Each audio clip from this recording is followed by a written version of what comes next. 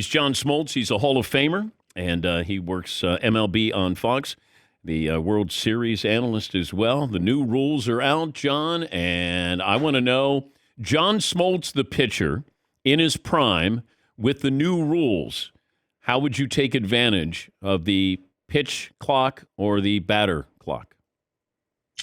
Well, that would have been right up my alley because, the biggest thing I loved about starting pitching, I get to go when I want to go. And I was a fast worker. That was really something that was always taught to our staff, Glavin, Maddox, myself, whoever was in the staff. That was Leo's biggest preach is let's go, get the ball. And we were trained for that. And so, information and everything that's kind of slowed the game down, it's now trained to process more information. So I absolutely love this rule. I love every rule that's come into play for the obvious reasons that people are going to complain and they're going to, baseball's been slow to change for of the major sports, and that's okay, but it's time. And the players will learn it. They'll be fine. It's actually going to be worse for the hitters than it is for the pitchers. I know it's called a pitcher's clock, but it might as well be called a hitter's clock. But so far, runs are up, batting average is up. But you're saying it's going to be tougher for hitters? I think it's going to be tougher for hitters to process the information faster. Pitchers are going to have their game plan already established, and they're just going to kind of, they're full tilt. Nobody's really massaging the strike zone. They're trying to pound the strike zone. So hitters are trying to get all that information. That's why they step out. They're trying to see what they have absorbed during the day, in my opinion. There have been some notorious slow pitchers, but that is a minority. And I think that the game in and of itself, with all these rules, I'm excited about every one of them. I'm telling you, there's going to be unintended consequences that are going to affect the game in a positive way. Everybody will get over it. And I know the narrative. Look, I get it. Like people are talking about, I can't believe you're making it, easier for the game to be played. No, that's not it.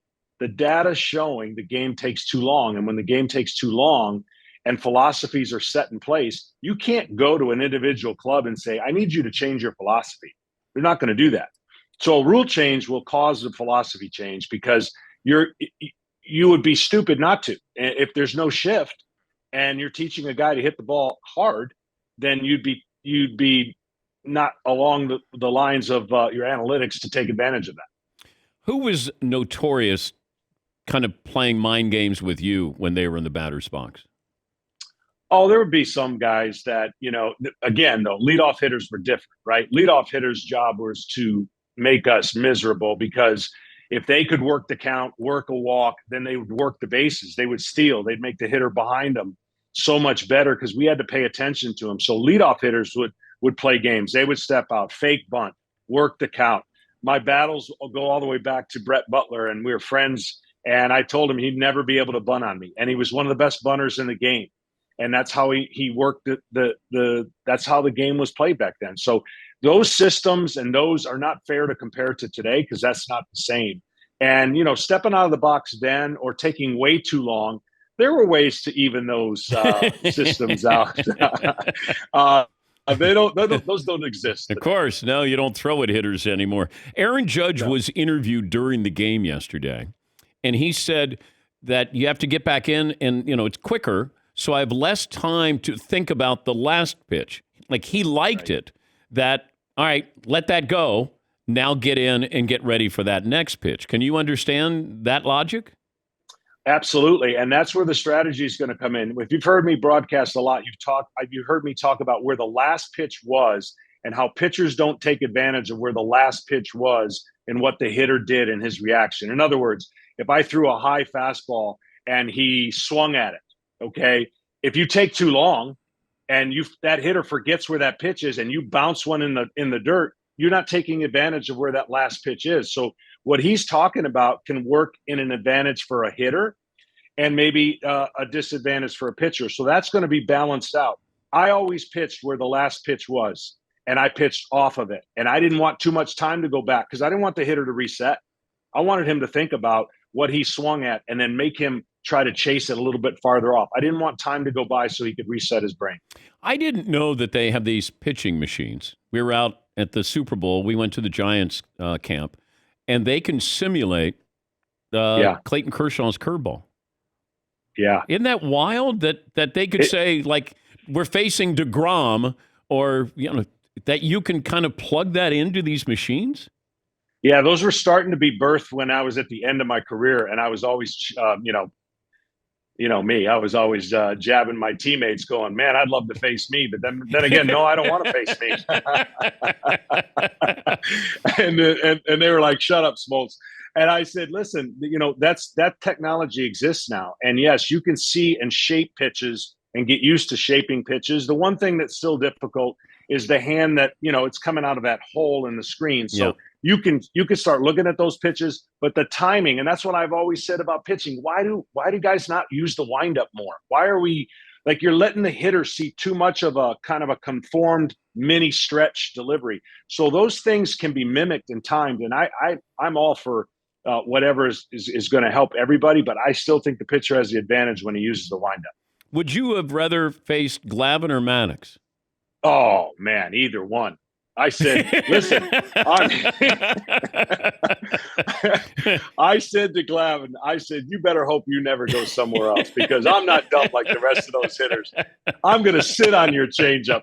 And so we faced each other, and it was right after the All-Star break. And I kid you not, I had pulled my hamstring, and they said to me, like, you need to take a start off. I said, no, it's lined up with Glavine. I am not taking a start off. I'm facing him. It's bases loaded, one out. And I'm sitting on a changeup, and this is what I learned. Even if I sat on the changeup, I couldn't hit it. And so I pulled it to shortstop. It was like a tractor pull running to first.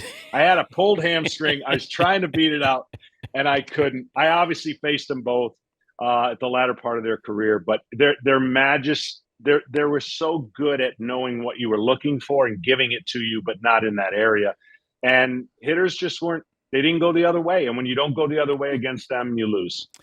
I would love, if I was a hitter, to face either one from the standpoint of I knew it was going to be around the strike zone. Yes. It's the guy that you're not quite sure. Like Randy Johnson, no way.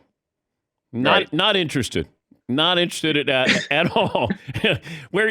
Did you ever go up there with fear in your? Yes. Yeah, I tell you what. I mean, Pedro Martinez struck fear in me just because he was so nasty. You were going to embarrass yourself, and I did. Right?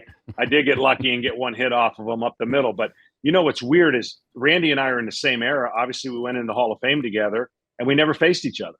And so, if it were possible, and I mean this like without getting severely fined, if there was a way to go up there without a bat against one of those guys you feared, that you didn't know if they'd throw a strike, but you also didn't know if you'd get it in the ribs, I'd go up there without a bat. It would mess with their mind.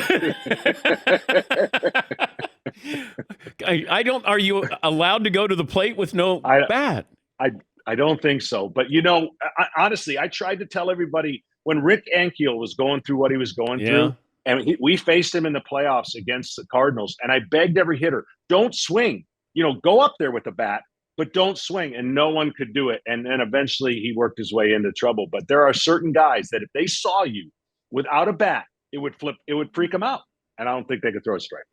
Always great to talk to you, John. Thank you, buddy. My pleasure. You got it. That's John Smoltz. He's a Hall of Famer. And, of course, works for Fox, Major League Baseball on Fox.